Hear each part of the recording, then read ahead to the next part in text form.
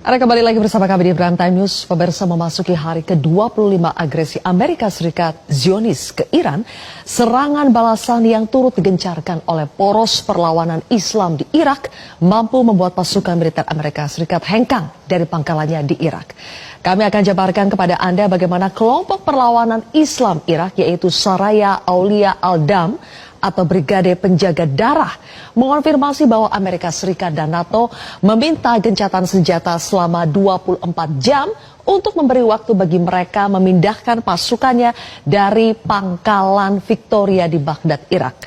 Kini pangkalan Victoria sudah bersih dari pasukan Amerika Serikat. Kemudian pada Selasa dini hari, poros perlawanan Islam di Irak menyatakan bahwa proses penarikan mundur pasukan Amerika Serikat dan NATO dari Victoria telah sepenuhnya dilakukan oleh mereka. Dan ini adalah gambar-gambar yang kita dapatkan langsung dari Brigade Penjaga Darah. Mereka mempublikasikan bagaimana pasukan Amerika Serikat dan NATO telah pergi dari pangkalan militer mereka masing-masing. Sejumlah kelompok perlawanan Irak menyatakan bahwa mereka akan mengusir pasukan Amerika Serikat di pangkalan Al-Harir di Erbil, Irak, seperti mereka mengusir tentara Amerika Serikat dari Victoria.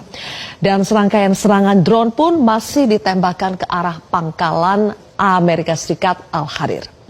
Kemudian tidak hanya Amerika Serikat tetapi sejumlah negara lain yang tergabung di NATO juga menyatakan menarik mundur pasukan mereka untuk sementara waktu dari Irak. Di antaranya selain Amerika Serikat ada Jerman, Italia, Spanyol, Polandia sampai Kroasia. Nah, sekarang kita akan membahas apa sebetulnya faktor utama yang membuat pasukan militer Amerika Serikat serta negara-negara NATO tadi sampai angkat kaki dari Irak. Kami akan membahasnya lebih jauh bersama dengan pakar strategi Perhimpunan Purnawirawan Angkatan Udara, alumni US Air War College, serta mantan penerbang jet tempur F-5 Tiger dan F-16 TNI Angkatan Udara. Ada Marsma TNI Purnawirawan Agung Sasongko Jati. Selamat malam, Pak Agung. Selamat malam. Baik, Pak Agung, Amerika Serikat, NATO sampai minta gencatan senjata ke poros perlawanan Islam di Irak tadi supaya bisa memindahkan pasukan mereka dari pangkalan militer di Irak. Menurut Anda, apa faktor utama yang membuat mereka sampai angkat kaki? Ya, karena mereka beranggapan bahwa pasukan koalisinya pasukan yang menjajah lah sebetulnya, atau pendudukan yang dengan alasan melawan ISIS dan sebagainya tetap menduduki pangkalan-pangkalan dan sebetulnya digunakan untuk melakukan tindakan subversif ataupun kegiatan lain untuk kepentingan mereka. Jadi sebetulnya antara Washington dan Baghdad ini sudah ada fase penarikan pasukan Amerika dan NATO dari pangkalan-pangkalan strategis seperti Al-Udeid, Camp Victoria di Baghdad, itu kira-kira sampai berakhir sampai akhir 2026. Namun politisi Baghdad dan juga para pejuang ini yang sebetulnya di belakangnya ada Iran, ini minta agar segera dipercepat. Di poros perlawanan di Irak ini sebetulnya adalah dikoordinir dengan Al-Quds dari Iran, ya.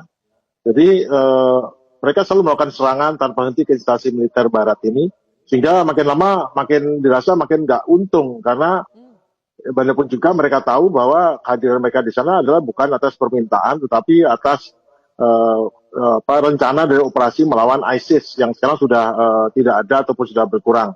Nah, karena kita ketahui juga ISIS sebetulnya kan juga adalah lahirnya juga adalah dipromosikan oleh beberapa pihak tertentu untuk memang mengacaukan di Timur Tengah. Jadi kalau kita bicara soal minta waktu angkat kaki selama 24 jam, ya memang orang-orang ini hanya menghitung kalau cost of survival, biaya untuk mempertahankan nyawa asetnya sudah melampaui manfaat strategisnya. Makanya pangkalan mereka di Irak yang dulunya adalah instrumen power projection Amerika, sekarang berubah menjadi sitting duck atau sasaran tembak statis. Faktor utamanya adalah hilangnya daya gentar, orang-orang ini sudah nggak takut sama Barat. Jadi mereka sudah melihat Barat ini punya niat lain, motif lain, ngapain, dan juga para prajurit Baratnya, orang Amerika ini juga merasa untuk apa saya di sini?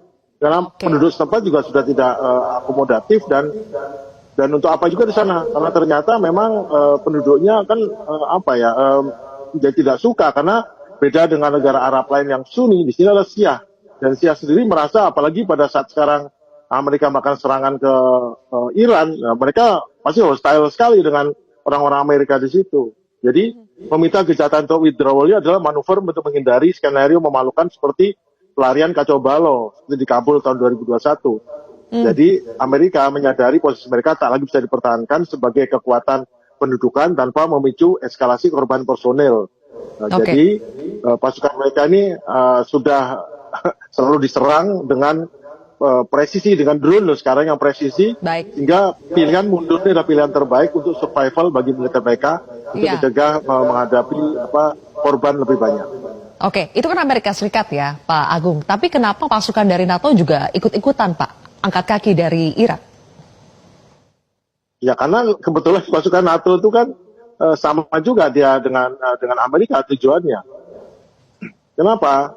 Bahwa mereka juga diserang sekarang adalah menggunakan drone swarm dengan drone bunuh diri itu loh yang banyak dikembangkan di perang Rusia dan Ukraina.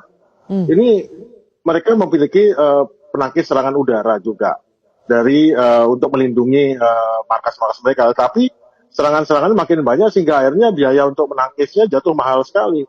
Dan akhirnya untuk apa mereka di situ? Karena sebetulnya kan malah yang hostile itu malah penduduknya bukan ISIS-nya. Jadi kalau mereka tinggal di suatu tempat yang sudah tidak welcome, maka untuk apa mereka ada di sana? Jadi ini adalah tindakan bijaksana, ya. Oke. Karena serangan daripada ini sangat masif dan terukur, mematikan sekali. Perlawanan Islam Irak ini taktik saturasi yang sangat kalkulatif. Mereka membanjiri ruang udara pangkalan Amerika dan NATO dengan loitering munition, drone kamikaze murah, dan roket taktis. Jadi dia di roket, habis kirim drone lagi, roket, kirim drone, sehingga akhirnya menimbulkan banyak korban yang tidak perlu dan pilihan terbaik ya memang mundur. Itu adalah alasannya, karena mereka dianggap sama dengan Amerika, tujuannya adalah untuk mempertahankan dominasi daripada Barat di Irak. Dan mereka tidak suka, itu aja. Baik, Pak Agung, kita bergeser ke bagaimana Iran terus memberikan perlawanan yang sengit ya terhadap serangan dari Amerika Serikat dan juga Zionis Israel, dan salah satu kerugian besar militer Amerika Serikat sudah terlihat dari tumbangnya sejumlah jet tempur Amerika Serikat. Pertanyaan saya, Pak Agung, sebenarnya ada berapa sih total jet tempur Amerika yang sudah berhasil ditargetkan oleh Iran? Wah, ini yang terkonfirmasi satu, yaitu tertembak pada saat melakukan serangan ke Natanz. Natanz itu adalah nuklir ya, ada pusat untuk pengayaan nuklir di Natanz. Karena mereka tahu bahwa sebetulnya pertahanan udara Iran ini tidak sepenuhnya hancur. Banyak pertahanan udara mobile, yang terbaru S-400-nya yang dari Rusia itu berada di gunung-gunung dan hanya dinyalakan kalau perlu. Jadi mereka dengan nyala hidup. Nah, karena ada itu maka si pesawat F-35 meskipun dia stealth, dia memilih untuk masuk melewati celah-celah gunung. Di sana dia ketemu dengan apa? Dia ketemu dengan rudal bersifat drone atau drone yang berbentuk rudal yang namanya rudal 358. Rudal 358 ini terkenal sangat ampuh, sudah menjatuhkan beberapa sekali drone-drone Male Amerika yang harganya mahal-mahal itu. Dan kali ini dia berhadapan dengan pesawat F-35 Stealth yang masuk ke dalam celah-celah pegunungan seperti dalam film Top Gun itu ya. Ya ketemu ya dihajar ya. Memang nggak tewas ya orangnya, tetapi dengan topang sampingnya pesawat akibat tersobek karena kena pecahan dari projektilnya. Projektilnya kan cuma berapa kilogram. Akhirnya dengan susah payah bisa mendarat di Al-Dhafra. Nah, mendarat di Al-Dhafra itu ada, tapi yang lainnya ada juga yang tidak disebutkan. Saya sebutkan, tapi ini tidak merupakan hal ini karena tidak ada bukti di media ya. Itu ada pesawat satu lagi yang kemarin pesawatnya Israel yang jatuh di laut saat menyerang Polokarp ya. Kemudian dilepas pantai daripada Bandar Abbas. Dan satu lagi pesawat Israel F-35I di Al-Anbar, Irak, dan juga diserang jarak jauh menggunakan rudal. Dia nggak sangka diserang jarak jauh dari meskipun di Irak, tapi itu di sebelah barat dekat perbatasan Iran. Kemudian terakhir adalah kemarin tanggal 23 malam itu ada pesawat Amerika lagi yang jatuh di Pulau Kat juga dan menimbulkan masalah karena ditahan oleh Iran. Cuman 3 yang terakhir ini saya tidak berani mengatakan ini karena tidak bisa dikonfirmasi, tetapi banyak daripada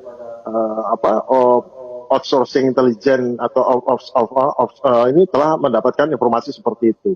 Makanya sekarang keanehan-keanehan daripada sikap Amerika ini merupakan karena di balik layar itu sudah terjadi semacam mungkin pembicaraan di belakang layar yang untuk tidak memalukan, tetapi sudah membuat tekanan kepada pihak Amerika dan Israel untuk khususnya Amerika untuk berubah. Makanya Baik. dibalik daripada apa yang dikatakan Donald Trump, mungkin ada